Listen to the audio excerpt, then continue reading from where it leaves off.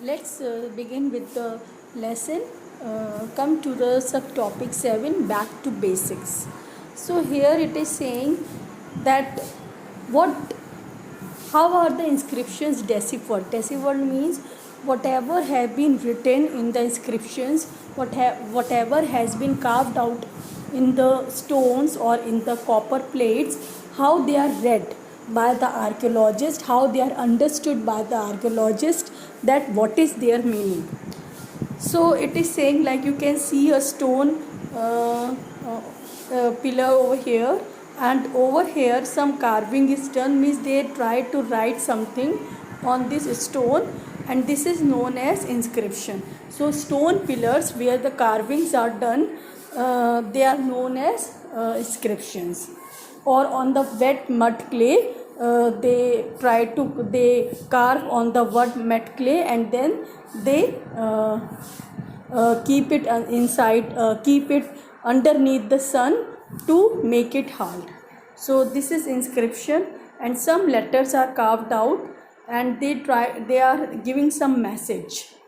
So you can see an Ashokan inscription. So these are some of the, you can see the letters or the alphabets which have been carved out, and the archaeologists are trying to make them understand, like this is this is denoting ka, cha, dha and da, and ma and ra. So this is Ashoka Brahmi with Devanagari equivalents. How are inscriptions deciphered? So far we have been studying scripts from inscriptions amongst other things. But how do we, the historians, find out what is written on them? Deciphering Brahmi. Brahmi and Prakrit were the oldest language which were used by the common people, and these are one of the oldest language of the Indian subcontinent which were spoken by the common people during 600 BCE to 600 CE, and most of the Ashokan inscriptions were written in Brahmi and Prakrit language. So how they have deciphered?